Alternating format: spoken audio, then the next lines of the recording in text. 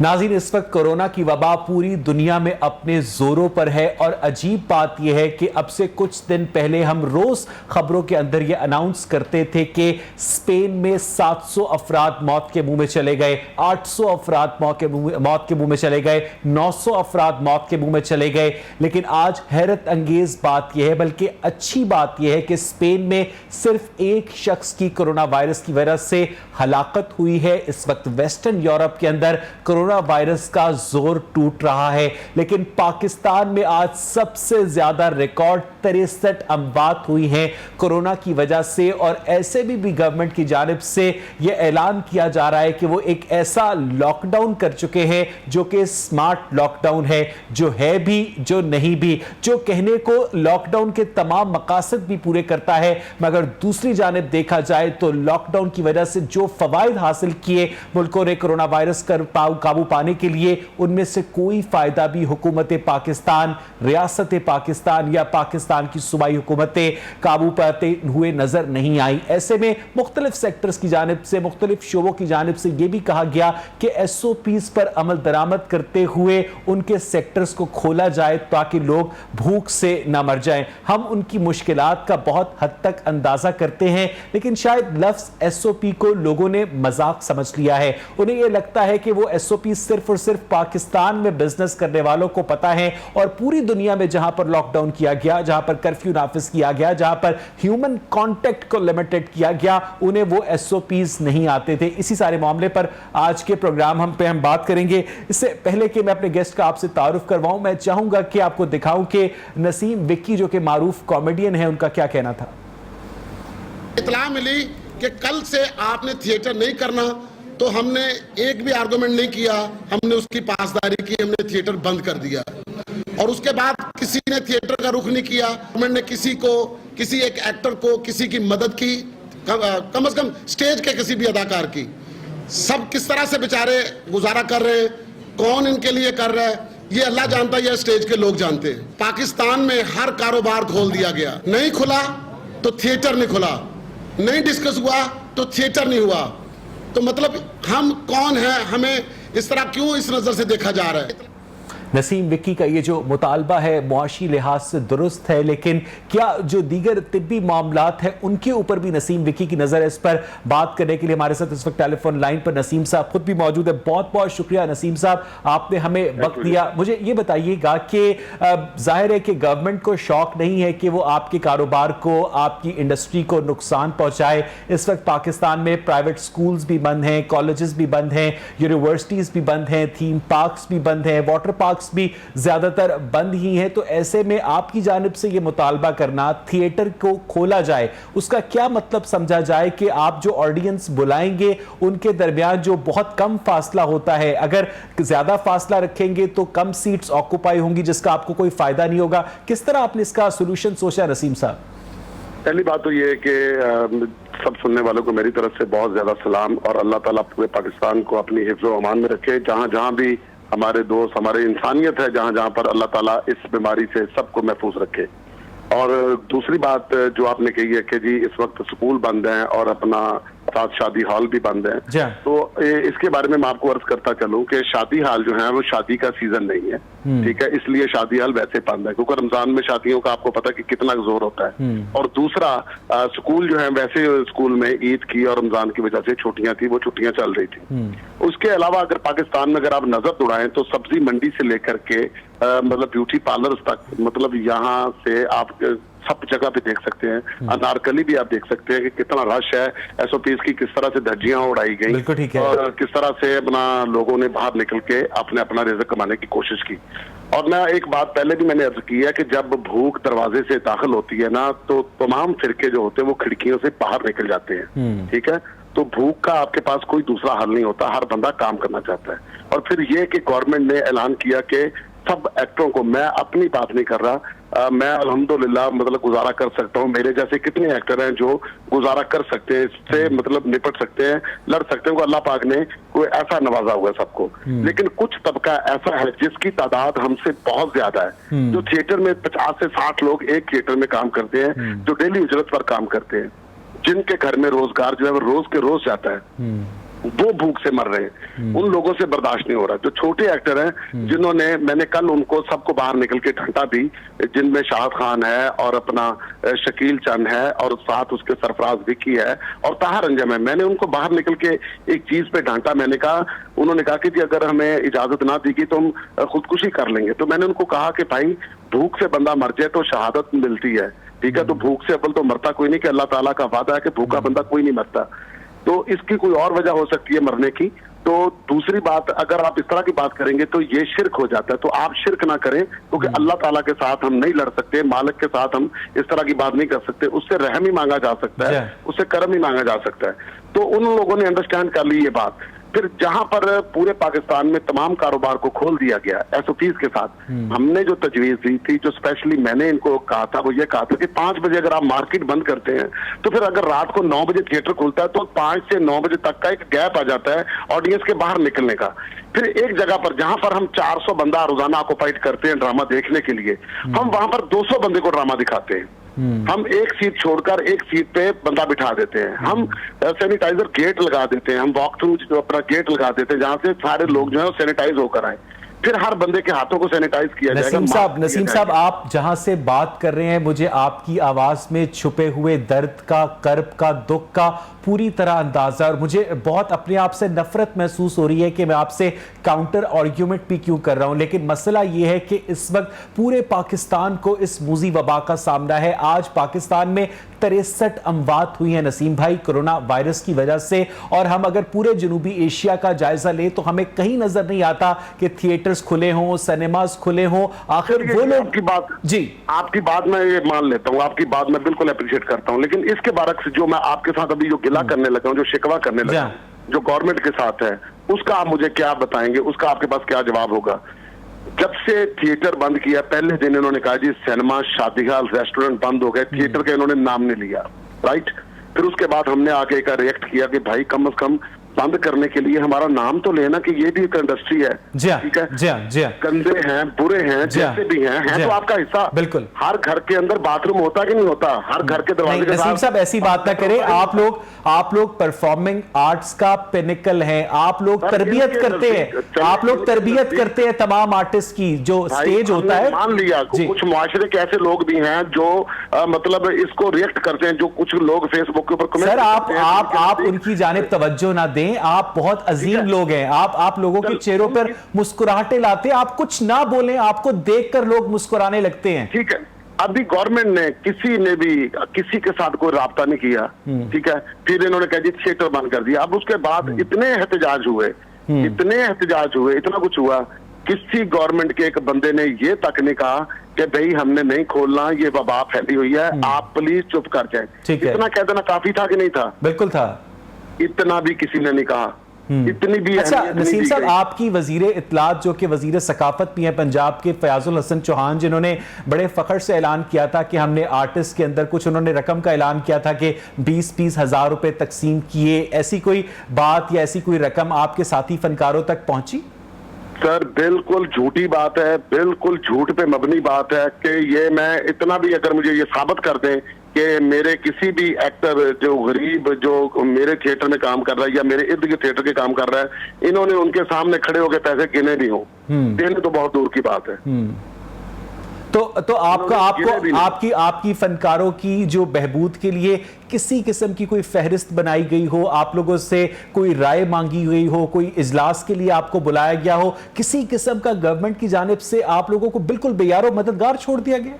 जी मैं तो एक दिन मुझे सखी सरवर भट्ट साहब ने कहा कि जी कुछ फार्म है, इसके ऊपर सब एक्टरों को 20 से 12 हज़ार तक की रकम मिलेगी। जी हाँ बिल्कुल, मैं उसी की जानिब इशारा कर रहा था। ठीक है जी, तो मैंने तकरीबन कोई आधा घंटा लगा के कोई 100 फार्म के ऊपर मैंने साइन किया और अंगूठे लगाए। ठीक है जी, उस दिन मतलब मुझे ये लग रहा था कि चलो यार, मतलब मैंने साइन भी किए, मेरे अंगूठे भी लगे, हाथ भी काले किए, शायद मेरी वजह से किसी का भला हो जाए, लेकिन मुझे लगता है कि वो मेरी मेहनत भी गवर्नमेंट के खाते में चली गई, राय चली गई। वो कोई किसी को कुछ 1 रुपया अच्छा, नहीं मिला। नसीम साहब आपको पता है कि पाकिस्तान में जो अक्सरियत है वो मुसलमानों की है, उनका मजहब की जानिब एक बहुत खास लगाव है, और हमने देखा कि SOPs बाकायदा वजह किए गए मसाजिद के लिए भी रमजान में। ये अलग बात है कि उन SOPs पर अमल दरामद नहीं किया गया, जिसका नतीजा हमने एक बहुत बड़ी तादाद में कोरोना वायरस के केसेस की सूरत में देखा। सऊदी अरब के अंदर नसीम साहब, तुर्की के अंदर, मिस्र के अंदर, जितने बड़े इस्लामी ममालिक हैं वहां पर मुकम्मल तौर पर जो मजहबी इबादत गाहें हैं, चाहे वो मुसलमानों की हों, हिंदुओं की हों, ईसाइयों की, उन पर पाबंदी है। उसके अलावा हज और उम्रा जो भी है वो भी ताहुक्म सानी मअतल है। जब इस तरह की एसेंशियल सर्विसेज भी नहीं हो रही और वहां पर डेथ रेशो भी नसीम साहब पाकिस्तान से कम है, मैं आपकी तमाम मुआशी मुश्किलात समझता हूं, लेकिन जिंदा रहेंगे तो कुछ आगे की उम्मीद होगी ना, क्योंकि वो सईद गनी साहब कहते हैं कि कब्रिस्तानों की नसीम साहब कोई मईशत नहीं होती। हाँ जी, देखिए मैंने आपको पहले भी एक बात अर्ज की है कि हम इन सारी चीजों के ऊपर अमल करेंगे। देखिए मैं घर में बैठा हूँ, ठीक है, मुझे अपना सोशल मीडिया के जरिए या टेलीविजन के जरिए मेरे तक जो रिपोर्ट आती है ना, तो मैं उसको फॉलो करता हूँ, ठीक है। अब मेरे तक जो रिपोर्ट पहुंची हुई है, पहुंची कि दुबई में तो शॉपिंग मॉल भी खुल गए, मुझे ये भी पता चल गया कि वहां पर सिनेमा भी खुल गए, ठीक है। पाकिस्तान में आपके पास कौन कौन से जो है वो अदारे खुल चुके हैं, कौन कौन से जो मतलब काम करने वाले अदारे, वो मैं टेलीविजन पे मतलब नहीं बात करना चाहता कि कौन कौन सी जगह खोल दी गई। नसीम साहब आपसे बेहतर पंजाबी किसको आती होगी? आपसे बेहतर इस मुहावरे का मतलब कौन समझता होगा कि हम सायादा मुंह लाल हुए थे, अपना पिट पिट के नहीं करना चाहिए। हम दुबई की गवर्नमेंट की तरह ना हमने लॉकडाउन किया, ना डिस्टेंसिंग की, ना SOPs पर अमल दरामद किया। वहां पर जो केसेस हैं पाकिस्तान के मुकाबले में, वहां पर जो हम बात हैं पाकिस्तान के मुकाबले में नसीम भाई बहुत कम है। लेकिन वहां पर इंटरेक्शन क्या है कि वहां पर अपने लोगों के साथ मोहब्बत का बर्ताव किस तरह किया गया, ये बात सही है आपकी। जहां आपके मुल्क के फनकारों को मुंह ना लगाया जाए। मैंने एक दफा पहले भी ये बात की थी, सजेशन दी थी, मैंने कहा था कि कम से कम आप थिएटर के एक्टरों को हमारी ड्यूटी लगाएं, हमारे साथ बैठे, आप हमें अपनी टाइगर फोर्स का हिस्सा बनाएं। जब लोगों के घरों में एक्टर जो है वो राशन लेकर पहुंचेंगे, एक घर में राशन भी जाएगा और एक्टर की शक्ल देखे खुशी भी होगी और पूरी दुनिया में इसका तासुर क्या जाएगा। बहुत खूबसूरत बात, बहुत खूबसूरत बात, ठीक है। किसी ने इस बात को नहीं सुना, किसी ने इस बात को ना अप्रिशिएट किया है, ना किसी ने हमारी तरफ कुछ। क्योंकि नसीम साहब आपसे मैं सियासी गुफ्तगू नहीं करना चाहता, ये बेसिकली हमारा सियासी प्लेटफॉर्म है, क्योंकि टाइगर फोर्स जो है उसका एक पाकिस्तान तहरीके इंसाफ के साथ एक पॉलिटिकल कनेक्शन है। अगर कोई फनकार अपने आप को उस फोर्स के साथ वाबस्ता करेगा जो इस वक्त कहीं भी मसरूफ अमल नहीं है, तो खामखा वो पॉलिटिसाइज होगा, जबकि जो फनकार कम्युनिटी है उसे लोग नून लीग से, PTI से, पीपल्स पार्टी से बढ़कर प्यार करते हैं, गले लगाते हैं। मैंने आपको एक बात पहले भी अर्ज की है कि देखिए दुनिया में आप अगर दिखावे की नमाज पढ़ते हैं ना तो मुंह पे मारी जाएगी, दिखावे की ज़कात देते हैं तो मुंह पे मारी जाएगी, दिखावे का सदका भी मुंह पे मारा जाएगा, कबूल नहीं होता। खिदमत एक ऐसी चीज होती है, आप दिखावे की भी करें तो वो जरूर लगती है, उसका अजर मिलता है, ठीक है। तो मतलब हम जब अपनी इंसानियत की खिदमत के लिए सब निकलते, हमारा तासुर क्या जाता, लेकिन ये तासुर देने नहीं दिया जा रहा, कोई इस बात को अहमियत नहीं दे रहा। मतलब कितना बुरा समझा जा रहा है इस काम को यहाँ पर कि इसके लिए मतलब कोई लफ्ज नहीं निकला मुंह से, बहुत बंद करना या खोलना। जी हाँ नसीम साहब, आप बिल्कुल सही कह रहे हैं, और वो तमाम अल्फाज जो कि इस्तेमाल किए जाते हैं आपकी फनकारों की कम्युनिटी के खिलाफ, वो लोग आपके फन से महजूज भी होते हैं, आपकी बातों को कोट भी करते हैं, और जहां पर बात आती है समाजी रुतबे की, समाजी इज्जत की, वो लोग आपके बारे में ऐसे अल्फाज इस्तेमाल करते हैं कि जैसे आप किसी थर्ड वर्ल्ड से ताल्लुक रखते हैं, जैसे वो जो है अखलाकियात के ब्राह्मण हो और आप लोग शूदर हों। सर देखिए इसका तो अजर जो है वो फिर अल्लाह पाक के पास जाके आता है कि ये फिर कोई नहीं रोक सकता कि 27वीं रात को मैडम नूरजहां जो है ना दुनिया से चली जाती हैं। फिर इस चीज को जो है ना वो कोई नहीं देखता कि ये सारे लोग जो होते हैं जिनके बारे में कमेंट्स पास करते हैं कि जी ये बड़े अपना इस तरह गुनाहगार लोग फलान है ढमकान है, तो वो लोग फिर रमजान में जब जाते हैं तो फिर ये नहीं होता कि रमजान में छुट्टी जाए तो फिर ईद वाले दिन उनको कब्र में हिसाब शुरू हो जाएगा, ये नहीं, क्योंकि अल्लाह अपने वादे के खिलाफ नहीं जाता। इज्जतें और बख्शना जो है तो नसीम साहब बहुत खूबसूरत बात की है। बीइंग एन आर्टिस्ट, आपको जाती तौर पर कभी कभी लोगों के इन डबल स्टैंडर्ड्स के ऊपर, उनके दो मुंह के ऊपर दुख होता है? मुझे दुख नहीं होता, मुझे इस बात पे हैरत होती है जो इस तरह की बात करता है वो अपनी आखिरत खराब कर रहा है, क्योंकि अल्लाह ताला ने यह हक किसी इंसान को दिया ही नहीं है कि वो दूसरे की जन्नत और दोजख का फैसला करे, दूसरे के ईमान का और दूसरे के बेईमानी का फैसला करे। ये किसी बंदे के पास ये हक है ही नहीं। अल्लाह ताला ने और हमारे प्यारे नबी ने फरमाया कि किसी काफिर को भी काफिर ना कहो, कहीं आगे वो ठीक हो जाएगा। बहुत खूबसूरत बात है नसीम साहब। अब आप लोगों ने जो प्रेस कॉन्फ्रेंस की जिसमें आप लोगों ने अपना मुतालबा दोहराया कि तमाम SOPs पर अमल दरामद करते हुए आप लोगों को थिएटर करने की इजाजत दी जाए, उस एक बाकायदा प्रेस कॉन्फ्रेंस के बाद भी गवर्नमेंट की जानिब से आप लोगों से किसी किस्म का कोई राब्ता नहीं किया गया? अभी जो आपने एक सवाल जो किया था ना, जो आपने मेरे साथ बात की है कि इंसानियत क्या कहती है कि इतनी अमवात हो रही हैं, हमें उनके साथ चलना चाहिए, मैं उस बात का भी और इस बात का दोनों का जवाब आपको इकट्ठा दे देता हूँ। हमें बुला के ये बात अगर कह दी जाती कि आप थिएटर ना खोलें, ये हालात चल रहे हैं, ठीक है, हमें इस बात की खुशी हो जाती कि यार हमें अहमियत दी गई। बिल्कुल सही कह रहे हैं, बिल्कुल सही कह रहे हैं, बिल्कुल सही कह रहे हैं। अब हमारा मुतालबा या जो भी बात है वो मैंने आपको आसान लफ्जों में समझा दिया कि हमारे साथ क्या सलूक हुआ है, क्या हमारा हम ये नहीं कह रहे कि हमें खोल दो, हमें खोल दो। मेरी जो प्रॉब्लम है वो ये है कि अहमियत तो दो, आप अहमियत ही नहीं दे रहे। आप बुला के इतना कह दो भी नहीं खोलना, खत्म बात बात। और नसीम साहब ये बात तो बिल्कुल सही है कि आप लोगों को बुला के मुशावरत में शामिल किया जाता दीगर जो डिपार्टमेंट्स हैं उनकी तरह। उसके अलावा जो सरकारी अफसरान हैं वो बाकायदा आप लोगों को सेंसर करते हैं, आप लोगों को मॉनिटर करते हैं। मुझे ये बताइएगा कि एक जो फनकार होता है अगर बेसाख्ता वो कोई बात करता है, जुमला कहता है, कोई फप्ती कसता है जिसके अंदर मुआशरे का एक दर्द छुपा होता है और मजाक क्रिएट करना दुनिया का सबसे मुश्किल और सबसे संजीदा काम है, तो आपको अफसोस नहीं होता? देखिए, पहली बात तो यह कि जब कोई बंदा आपको मॉनिटर करता है ना जी, और वो इस फील्ड का, इस शोबे का बंदा ही नहीं होता। जी हाँ, बिल्कुल बिल्कुल एग्जैक्टली। उसका इस शोबे के साथ ताल्लुक नहीं होता। मैंने बहुत पहले ये बात कही थी कि कल्चर के काम को एग्रीकल्चर के लोग देखना शुरू हो गए। नसीम साहब बिल्कुल बिल्कुल ठीक कह रहे हैं, बिल्कुल ठीक है। सप फड़ने चाहिए थे, फनकार फड़न लगता है। जी हाँ। काम की बर्बादी कहाँ शुरू होती है? जब आप मुझे देखें, मेरी बात सुने, आप मेरे ऊपर किसी बात की तनकीद करेंगे ना कि नसीम साहब आप फलां काम ठीक नहीं कर रहे, आप तब तक तनकीद करने का हक नहीं रखते जब तक आपके पास उसका कोई हल ना हो। जब तक मुझे ये ना बता सके कि भाई ये सवाल जो आपने हल किया है, जो खुद तैरना नहीं जानता वो दूसरों को तैरना किस तरह सिखा सकता है? तो फिर आप ये बात ना करें, ठीक है ना, फिर आपको ये बात करने का हक नहीं है। हुआ ये है कि थिएटर जो है इसकी पैकिंग जो खराब हुई है वो किस तरह खराब हुई है कि यहाँ पर सिर्फ लफ्जों की जो है ना तमीज नहीं है यहाँ पर, कि वही लफ्ज जो है मतलब बदतमीजी का हम ओए तोए करके या बेशरम बेगैरत कह के कर देते हैं, तो थिएटर को जो है वो बुरी नजर से देखा जाता है। अगर आप वल्गैरिटी, फहाशी और अन्य देखनी है तो आप अपनी जितनी भी एप्लीकेशन है जो आपके मोबाइल पर डाउनलोड है उस पर जाके देखें, आपको थिएटर जो है वो कहीं दूर नजर नहीं आएगा। बिल्कुल सही बात है, नजर नहीं आएगा।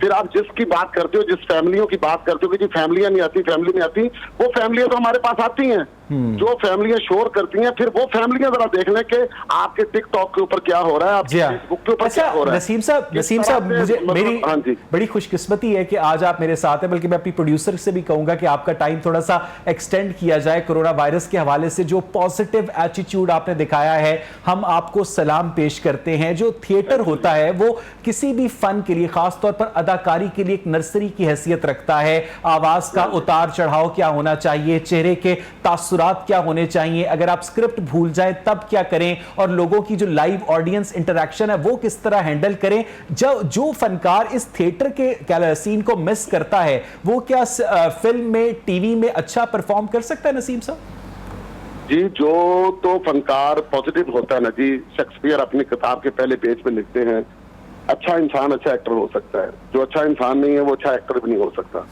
तो जब बंदा इंसान अच्छा और उसको इस काम का शौक और इस काम में आए और उससे थोड़ा सा भी काम आता हो, तो वो जिस तरह की खिदमत वो कर सकता है ना, जिस तरह की तबलीग वो कर सकता है ना, दुनिया में कोई भी बंदा नहीं कर सकता। एक लफ्ज से इंसानों की जिंदगी बदल जाती है, एक सिंगल लफ्ज से। मैं आपको एक सिंगल लफ्ज बताऊंगा जिससे कितना ज्यादा हमारे मुल्क में डिस्कशन हुई और उससे कितने लोगों ने रिएक्ट किया और कितने लोगों ने उससे कुछ सीखा। मतलब खलीलुर रहमान कमर साहब का एक जुमला था कि 2% की औरत के लिए आप मुझे 50 मिलियन दे रहे थे।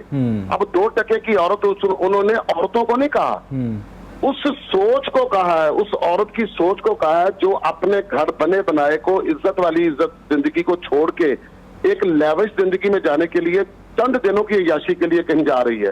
उस सोच को 2% का कहा है और उस औरत को नहीं कहा। ठीक है, फिर उससे क्या हुआ कि औरतों ने क्या सीखा है, जो तो खानदानी होती हैं, जिनके माँ बाप ने उनकी तरबियत अच्छी की होती है, जिनका ब्लड अच्छा होता है, जिनकी सोच मुस्बत होती है, वो सोच के कहती हैं कि हमें ऐसी औरत नहीं बनना। सही बात। जहां हमारा माँ बाप भेजेगा हमें वहीं गुजारा करना है, हमारा शौहर जिस हाल में रखेगा हमें वैसे ही रहना।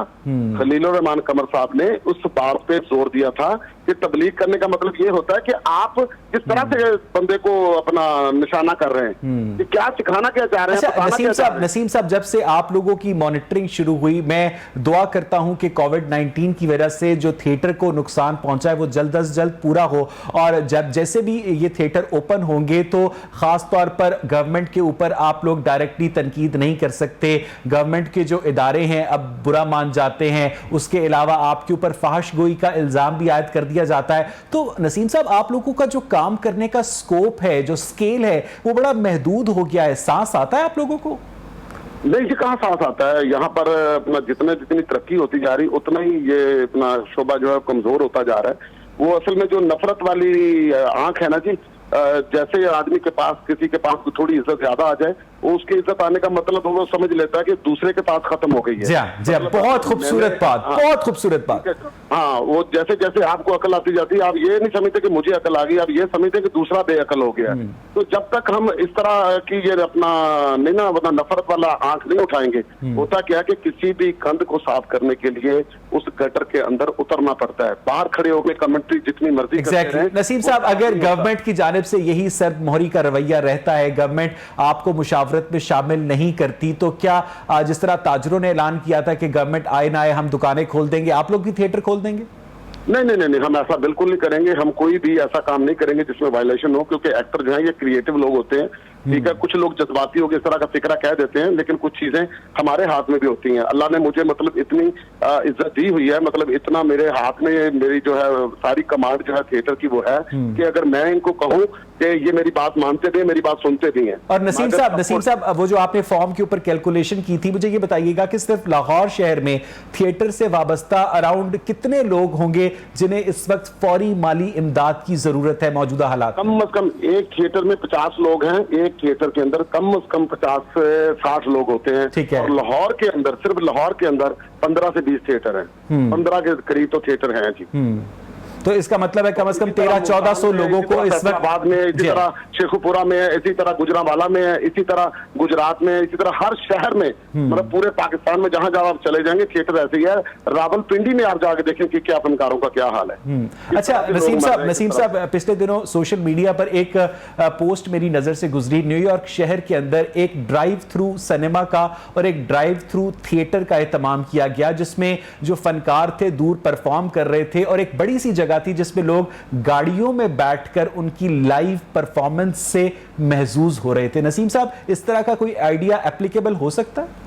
देखिए, यहाँ पर तो पहली बात तो यह है कि जो आपके पास थोड़े बहुत क्रिएटिव लोग हैं उनको ही नहीं माना जा रहा। इस तरह की क्रिएशन करने के लिए तो और बड़े माइंड चाहिए हमें। ठीक है, तो ख्वाजा परवेज साहब, अल्लाह ताला उनको जन्नतों में घर करे, हमारे बहुत बड़े शायर थे पाकिस्तान के, तो आपने नाम सुना ही होगा उनका। तो उन्होंने कौन कौन सा गाना लिखा है, क्या क्या उन्होंने शायरी की है। उन्होंने कहा था क्रिएटिव लोगों के लिए पाकिस्तान में कि जिन्हों अकल होवे, जिन्हों शऊर होवे, उन पुज के सूली चाड़ देने।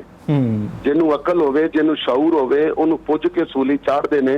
लोकी बेकदरी दी पट्टी विच चुन चुन के हीरे साड़ देने। बहुत बहुत शुक्रिया नसीम भाई, काश मेरे पास मजीद वक्त होता। आपसे जितनी गुफ्तगू हुई, बहुत कुछ सीखने का मौका मिला, बड़े आला ज़र्फ का सबूत दिया आपने। नाज़रीन, मुझे यहाँ पर एक ब्रेक लेनी है, और जब हम ब्रेक से वापस आएंगे तो कोविड-19 के हवाले से अपनी डिस्कशन का सिलसिला आगे बढ़ाएंगे। Stay with us.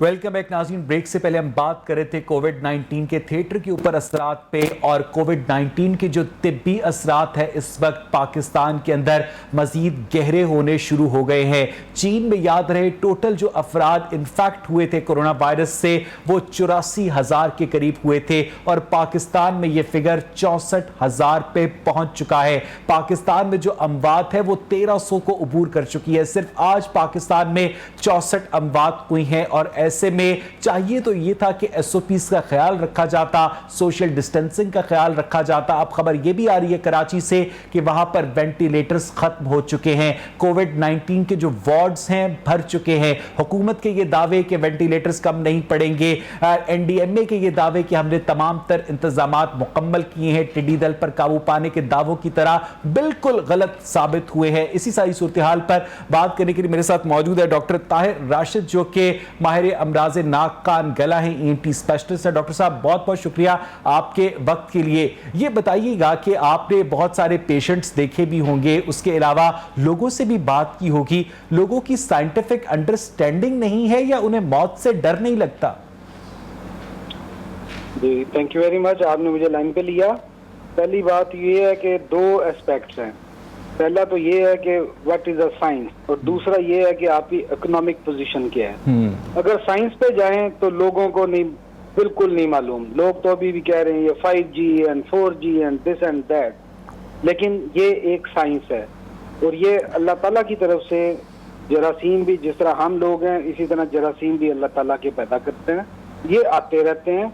इससे इतने घबराने की जरूरत नहीं है। इससे पहले पिछले 20 सालों में अगर हम सिर्फ अंदाजा कर लें ना, तो मर्स और ARDS ये दो ऐसे कोरोना वायरसेस आए हैं जिन्होंने 10% और 30% मोर्टेलिटी रेट दिया है, यानी कि 100 में से 30 लोग मर जाते थे।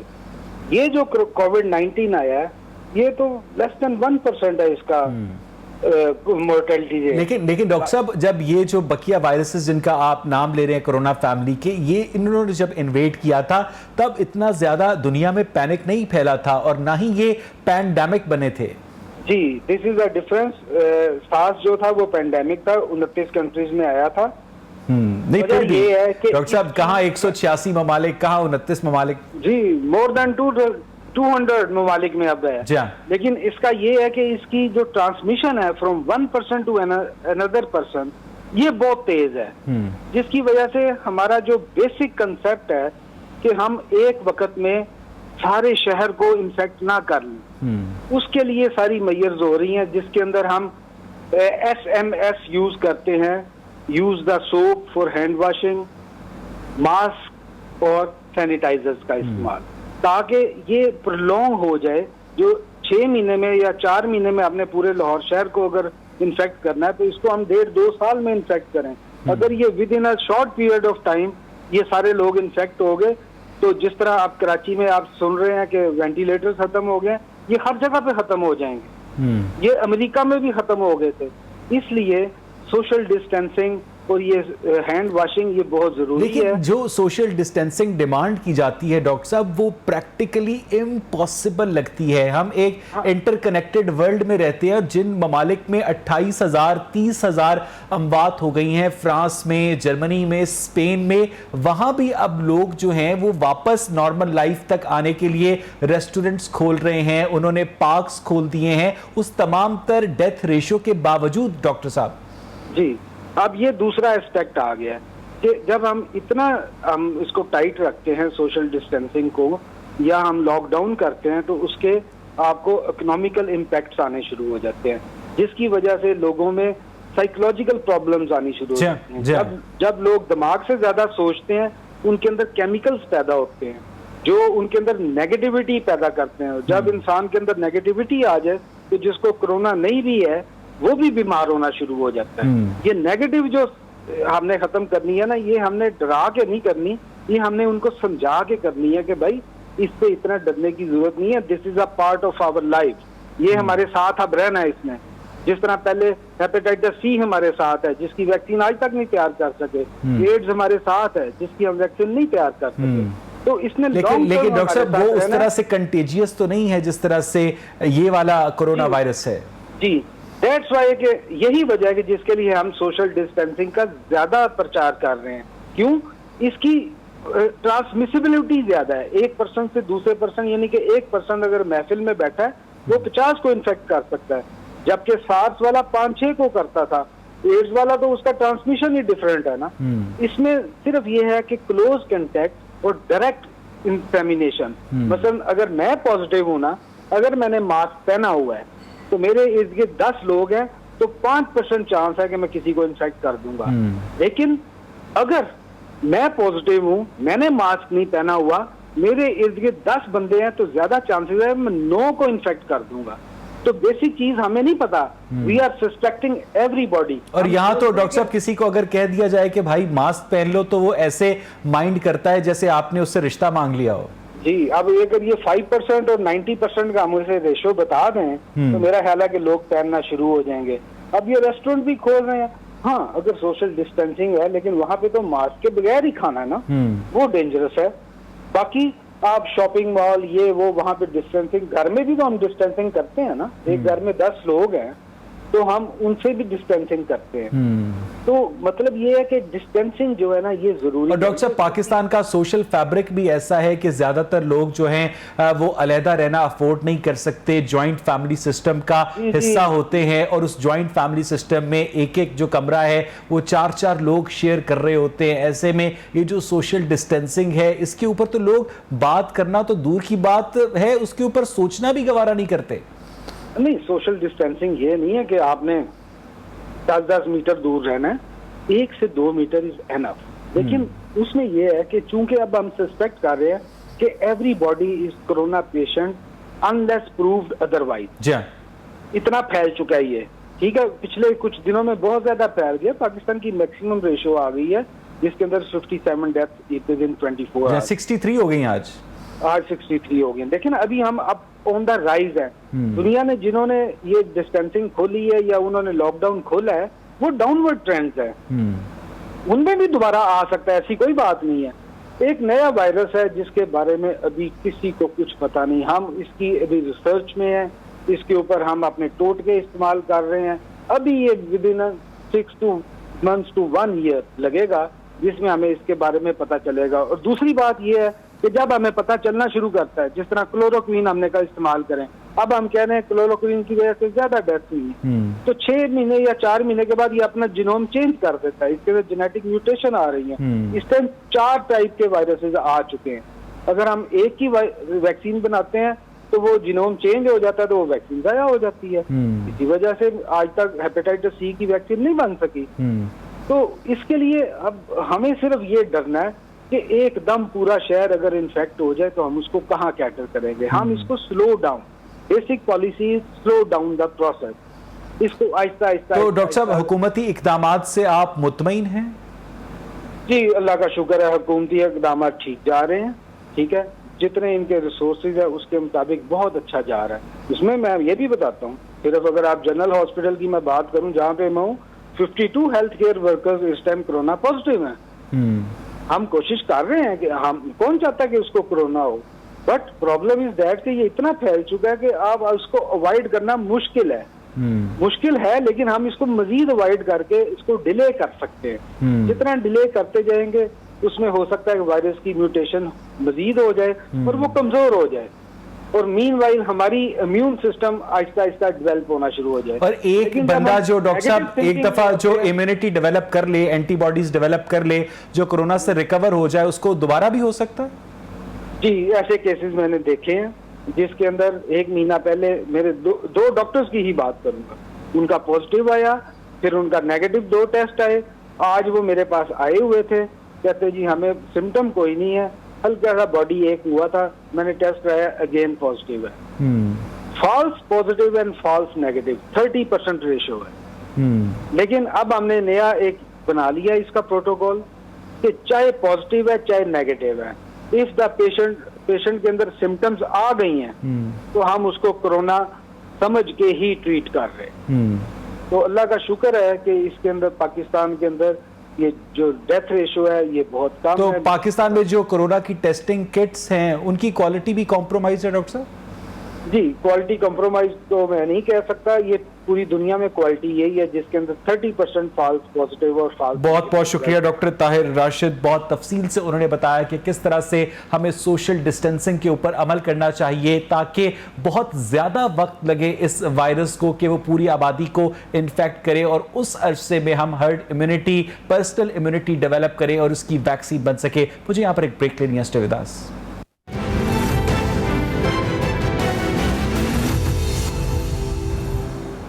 वेलकम बैक नाज़रीन। ब्रेक से पहले हमने बात की कोविड-19 के मेडिकल एस्पेक्ट के ऊपर। सोशल एस्पेक्ट पर बात करने के लिए इस वक्त मेरे साथ टेलीफोन लाइन पर यासिर गिलानी साहब मौजूद हैं, जो कि चेयरमैन हैं पार्क्स एंड हॉर्टिकल्चर अथॉरिटी के, सीनियर रहनुमा भी हैं पाकिस्तान तहरीक इंसाफ के।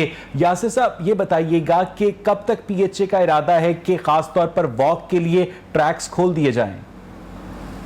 बहुत शुक्रिया आपका जी। एक्चुअली ईद से पहले हमारी इस पे डिस्कशन हुई थी, लेकिन जो यूजुअल ट्रैक है कि ईद के ऊपर जो हमारा फुटफॉल होता है, जो लोग पार्कों का रुख करते हैं, खासतौर पे जो बड़े पार्क्स हैं, क्योंकि रिक्रिएशनल पॉइंट्स भी कम रह गए हैं, तो वो लाखों की तादाद होती है।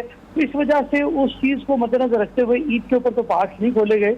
उसके बाद हमारे जो एडवाइजर हैं उन्हें, और आज मुझे कमेटी के मिनिस्टर साहब उनकी भी एक कॉल आई हुई थी, तो उनसे भी रिक्वेस्ट यही की है कि हमें एटलीस्ट जो वॉक करने वाले लोग हैं और मॉर्निंग में कुछ आवर्स और कुछ और इवनिंग में उनके लिए स्पेसिफाई कर दिए जाएं और फैमिलीज को ना अलाउ किया जाए या बच्चों को ना किया जाए, या एटलीस्ट प्लेइंग एरियाज को सील रखा जाए ताकि वो जो आउटब्रेक है उसके चांसेस भी कम हो और SOPs को फॉलो करते हुए जो हेल्दी एक्टिविटी है। तो आई होप सो कि, क्योंकि एक्चुअली आपको पता है कि सजेशन जाती हैं तमाम इदारों से, फिर वो एक जगह पे इकट्ठी होकर वहां पे उसका एनालिसिस करते हैं। तो ये सजेशन अभी तक किसी इजलास में या काबीना के इजलास में राज साहब डिस्कस हुई है यासिर भाई?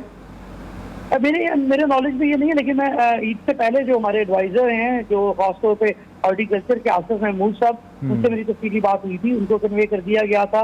और आज भी जो है हमारे मिनिस्टर साहब, बल्कि उनकी मुझे खुद ही कॉल आई थी, कमेटी के मेंबर हैं, तो उनसे भी बात हुई, तो उनसे भी मैंने ये रिक्वेस्ट की, तो उन्होंने इन प्रिंसिपल ही मेरी बात से एग्री किया था, लेकिन ऑब्वियसली वहाँ पे।